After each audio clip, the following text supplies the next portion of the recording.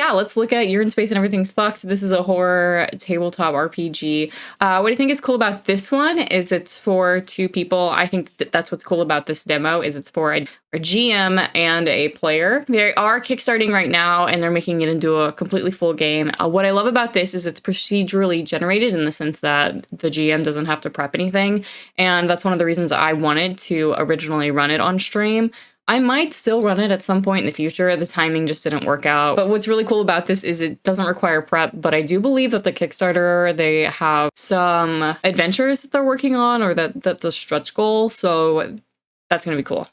Anyway, so You're in Space and Everything's Fucked. I love the title. I think that's really fun. I think the graphic design on this is really great. I think the table of contents looks great. This is just a great project in terms of graphic design and really intentional choices. I think there's some really great stuff. This is a demo. So it's a love letter to cosmic horror and gore-filled splatter films. So super great.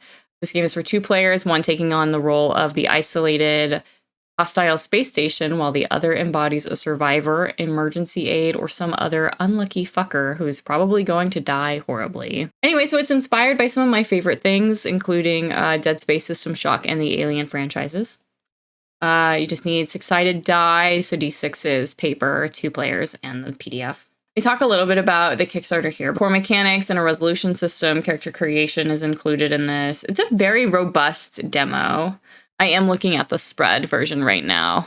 So You're in Space and Everything's Fucked. Obviously, the content warnings we have are body horror, violence, gore, isolation, manipulation, and death. I feel like if you're familiar with those films, you know what's going on here. And then we have some obvious lines and veils, like if you're dealing with horror, obviously safety should be a discussion. I do like the rewind, fast forward, pause, and unpause safety mechanics here, the script change that are in the script change RPG box. This wasn't something I was familiar with. If you come to a point in the game where the story turns in a way that you don't like, you can call for a rewind and move the story back. I just think that's so great. It's stuff like this where it's like, I already kind of do this, but it's nice to like have it officially typed up and whatnot. So very cool. So You're in Space has 2 stats, which I also think is great. I love me some simple games. You got tech and you have flesh. These stats reflect aspects of the struggler's identity and help identify tasks they're especially well suited for. The higher a stat, the more dice the struggler will start with in relevant situations. This is a dice pool game, which I think is really cool. I love a dice pool game. A struggler's tech score represents their expertise with human-made technology and systems.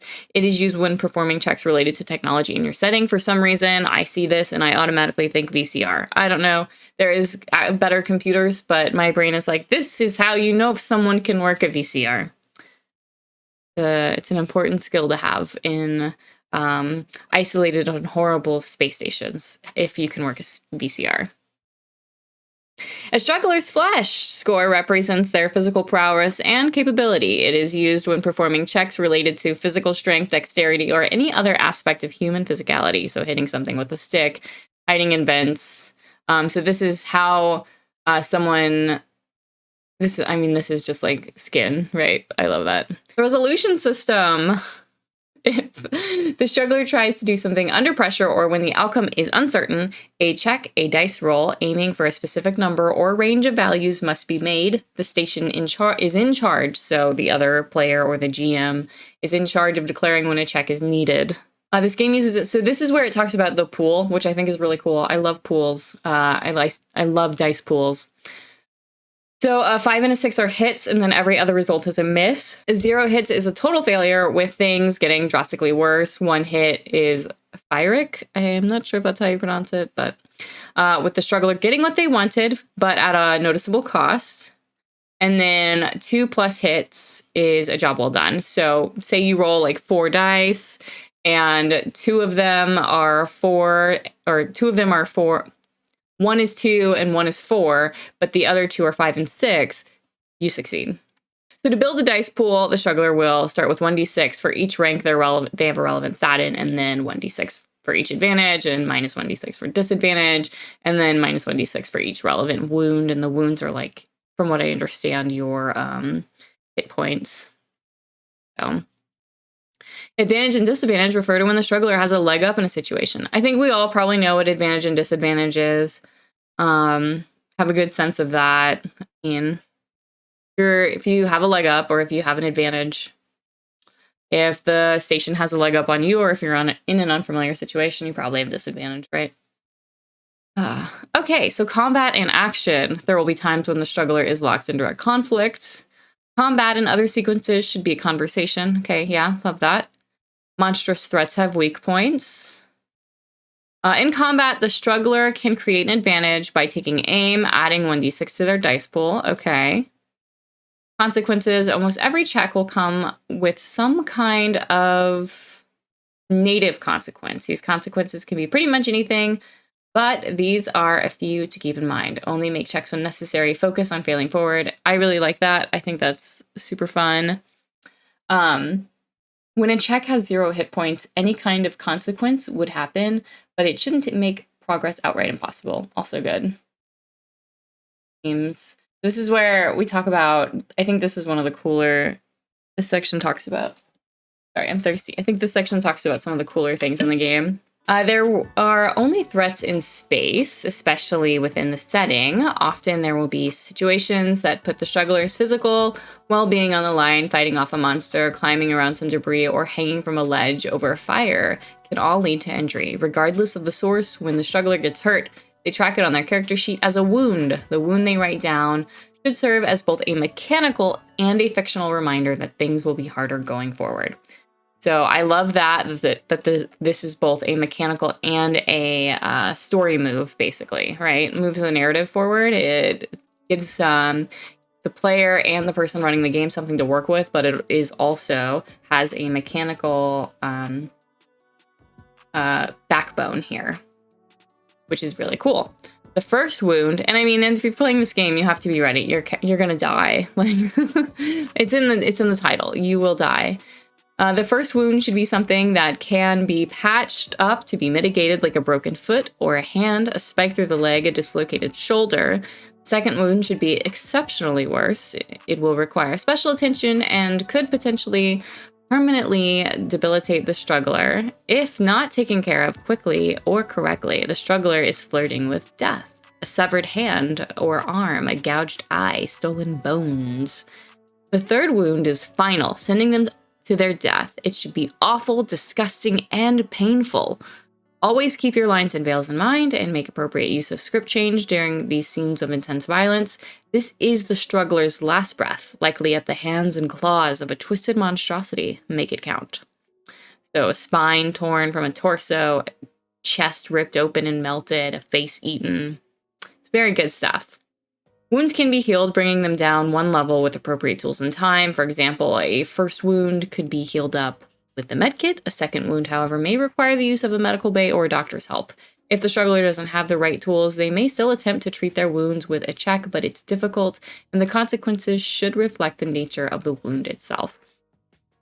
I just think that's really cool. I think it's a lot more interesting than hit points. I think tracking 3 notches is pretty easy. So... And I like that. I love that it forces you to engage with the setting. So do you have a med kit? And if not, you need to find one. And where in this world can you find one? And like I said before, the game isn't necessarily prepped ahead of time. So the person running the game is going to discover the rooms and locations on the space station as you play so whatever choices you make as a player sort of help dictate what exists on the space station, which I think is very cool. I really wish we could have played this. We still might at some point in the future when your girl isn't so busy. Will and luck. So these are some cool items as well. The will is for persevering by sheer force of mind and body. Luck is a more powerful catch-all, so they have less of it to spend. So survive an attack. So will is like surviving an attack, landing safely, pushing past an obstacle, landing a hit, a surge of adrenaline. And luck is avoiding an ambush, meeting a friendly face, landing a hit, and finding an escape. Will and luck can be used to achieve most of the same results, but the fictional situation described should always reflect the type of point being used to succeed. So I think this makes sense, and will is just something the struggler is willing to happen, right? I don't think the characters are procedurally generated. I think you like choose stuff. We'll look at that and create a character in a few. The struggler has access to 2 unique. To use will or luck, the struggler marks the point used. Okay, so the struggler can use these and describes what they would like to happen, working with the station to define the situation scenario. All right, so you have a set number of those. Save points. Oh, that's fun.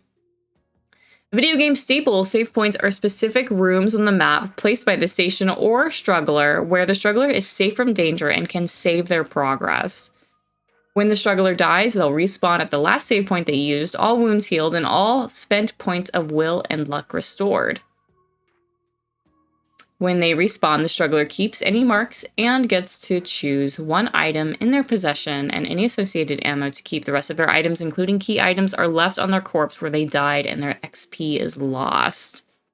As a station, you should use save points throughout the map as a way to control pacing. Try to have them at hub points right before or after risky and important situations, and at places where the settings paths join or diverge. They will make it so there's often but not always a save point when needed most. When a room has no active threats, the struggler may spend either a point of will or luck to turn it into a permanent save point. Oh, that's really cool. There's no specific flavor or explanation given for how save points work in fiction. Instead, we encourage players to make that decision together.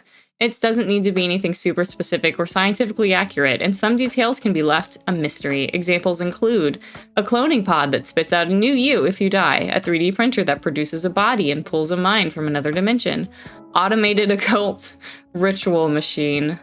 You're actually in a video game and unaware. I actually really like how Borderlands handles like respawning after you die. It's a capitalist system, obviously, so you're paying. You like have insurance and you're paying them to revive you. I don't quite remember, but I remember the dialogue in the game being extremely funny. So let's create a struggler. Who the fuck are you?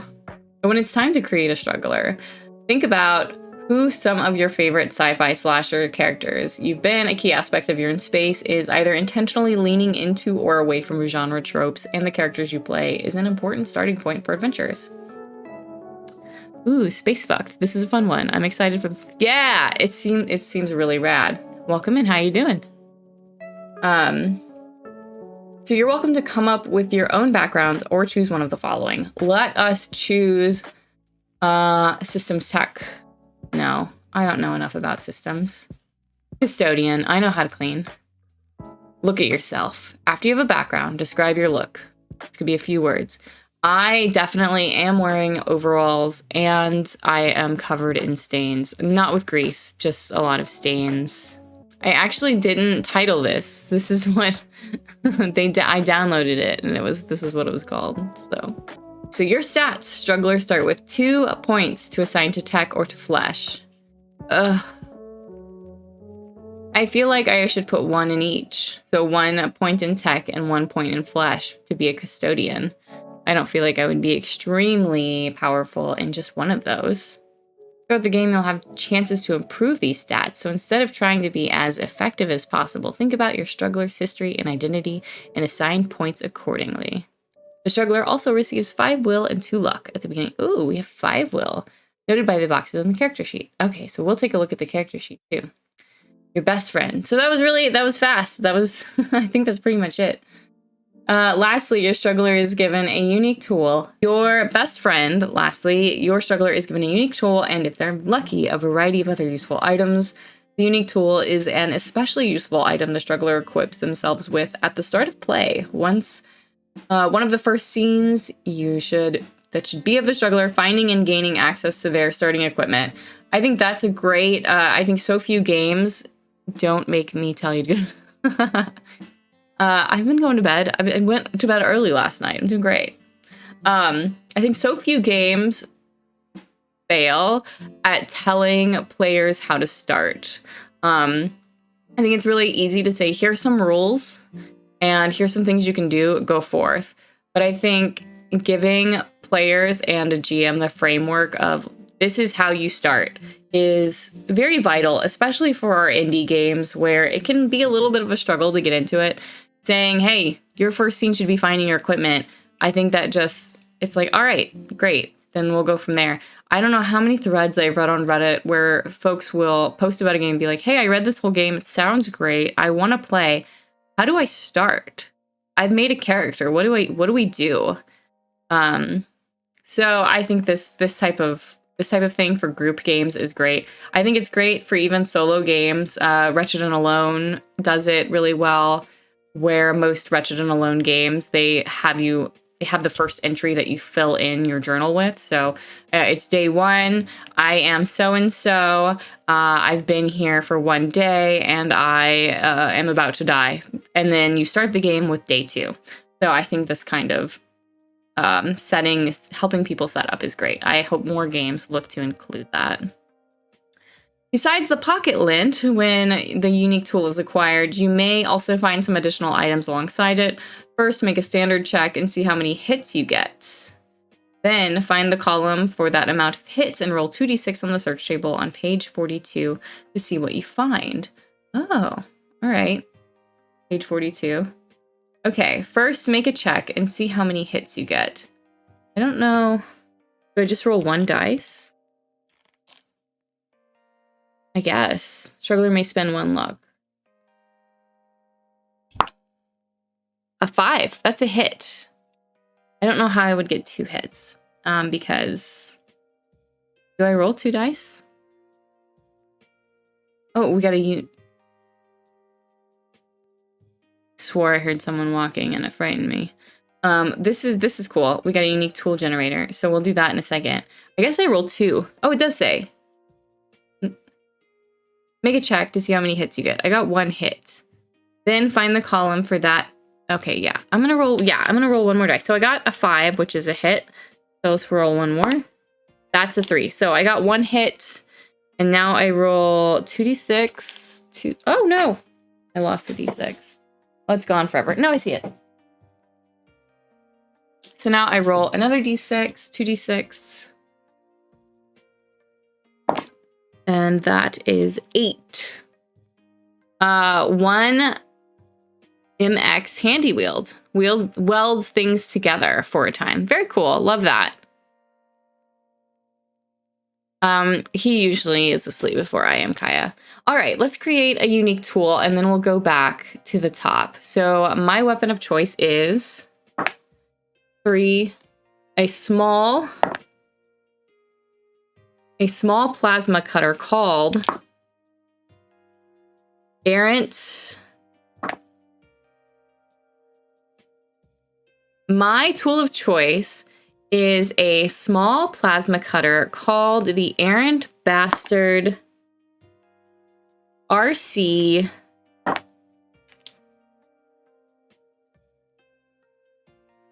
12. It's a piece of industrial equipment that welds, I already had a weld, and explodes. It uses batteries and does damage. And and does 1 damage. So my tool of choice is a small plasma cutter called the Errant Bastard Model 12.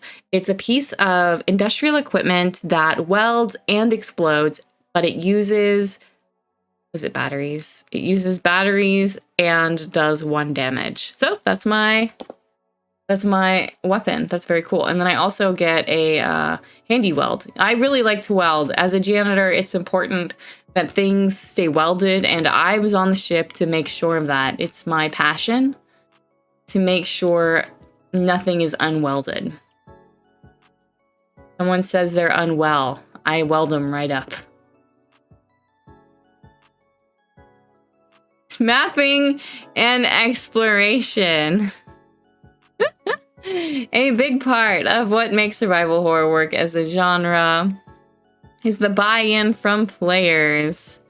We go into it knowing it's going to be tough, and there's going to be some backtracking, some weird puzzles, and some areas that are difficult. The system in place here are designed to emulate these parts, but it's still wholly up to the people playing. So you're in space and everything's fucked is from 0. You can start from 0, randomly generating the game setting as the struggler progresses. And I love that. I think that's so cool. A sector-based structure should be kept in mind for your setting, though. Each setting has its core systems split between sectors and decks, things like medical, security, engineering, residential, the helm, navigation, whatever else you feel like adding in. Keep the sector currently being explored in mind, and when describing things, it'll help the space feel real and help organize objectives. So, keep the sector currently being explored. Yeah, I think that makes sense. Totally makes sense to me.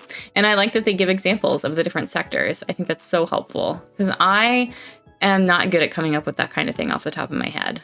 Medical, security, engineering, residential. Yeah, it seems obvious, but then when I'm in it, I would forget.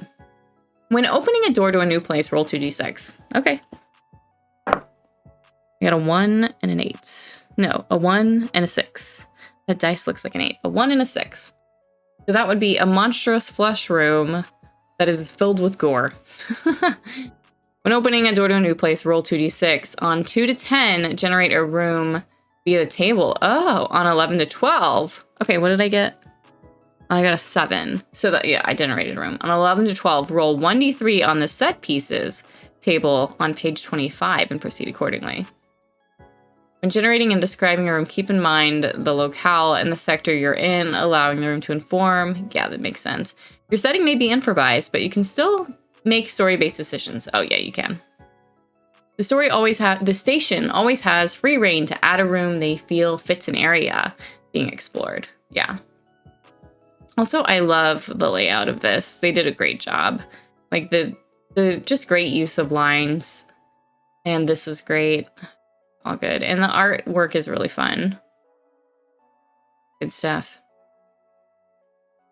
Set pieces are special events that occur randomly as the struggler explores, ranging from high-stakes action to suspicious encounters.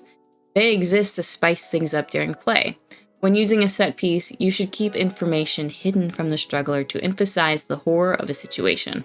What you do and don't reveal is up to you, but the goal should always be to make these situations as profoundly helpful or intense as is reasonable within the larger arc of the story. Take the set piece that might be friendly, for example. You introduce a non-player character to the struggler, and it's up to you as the station to not only decide if they're truly friendly, but also how to present the situation. Yeah. Some set pieces only appear once, while others may happen a few times. When a set piece room is generated, mark one of its squares or take note elsewhere that it's been used. Oh, I love that. So, okay, I thought we were just speaking in general terms, but I like that the set pieces are actually things to be tracked and they have like a little tracker. I bet the actual game has more set pieces. As always, feel free to use these and come up with your own. So suspended upside down, a spacewalk, a swarm. That's cool. That's cool. I bet there are more with the Kickstarter, the actual Kickstarter. As you explore the station, the station player will generate rooms to travel through and investigate. Each time you leave a room and enter a new one, the station will roll to learn what the room is like and what, if anything, it holds. Once a room is generated, its door opens and whatever is inside is presented. While you can roleplay whatever struggler ideas and behaviors you'd like, there are some specific actions with mechanical outcomes that you should keep in mind. After a room is generated, you may engage any threats, sneak through the room with a check, rest if a room is free of threats, taking time to collect yourself, search the room for useful items, reinforce the room to keep new threats from entering. I like that this is red too, so it makes it easy to refer back to it as you're playing. Avoiding rooms. After a room is generated, but before entering, you may choose to avoid it. The room and threats generated within still exist in the world, but you shut the door and go somewhere else. Just because you avoid a room, though, doesn't mean the problems vanish. Threats. Threats are anything that put the straggler in danger and are broken into 4 categories: hazards, robots, people, and monsters. What's wrong with robots? Robots are totally fine. Oh yeah, they nailed the art. The art is really fun.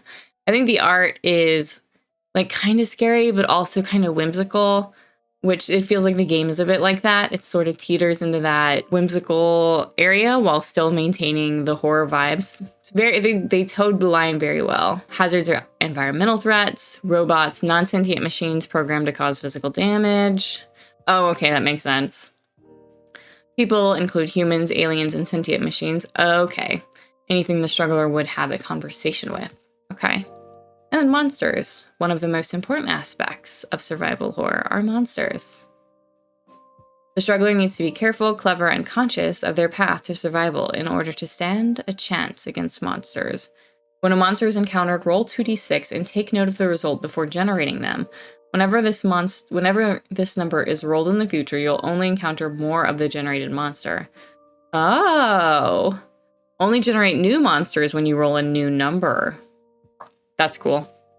It's a cool way to like keep things kind of focused. Demo monsters. Each of these monsters were randomly generated, then given further detail using guidance from the final version of the game. When a monster enters the game, roll 1d6 to see what it is, or the station can pick. Okay, so none of these have names, it looks like. But we have half-pint insectoid, a human fish metal fused.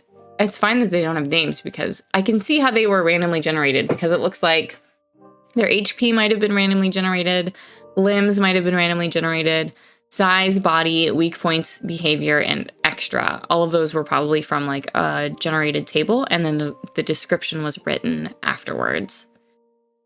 So that's cool. I love the idea of randomly generating creatures. It's so much fun. I'm looking at the behaviors. We have a trapper, a stalker, 2 climbers, another stalker, and a grappler. Weak points, legs, pustules, body, insectoid, metal fused, horror, quad roped, humanoid. Very fun. I like the ones that have 5 limbs. And there's something oddly stressful about something having an odd number of limbs. And then we also have boss monsters. Sometimes a normal monster isn't enough. Boss monsters are unique one-off threats the struggler will have to face.